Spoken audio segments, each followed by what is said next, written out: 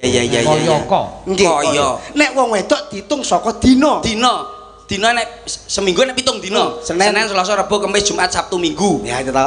Nek diitung aksara Jawa. Ana, Caraka, Data. Nek ditambahi suku tu. Wong wedok kedah duwe tu.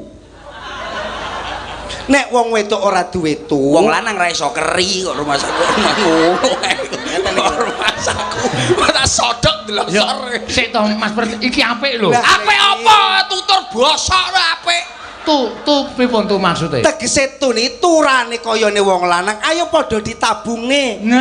Paribasan sedina iki 100.000, sing 50 dienggo blanja, sing 50 ditabungne. Oh. Kudu duwe tu. Iya. Mari ngono wong lanang kudu duwe jem. Masyaallah kudu.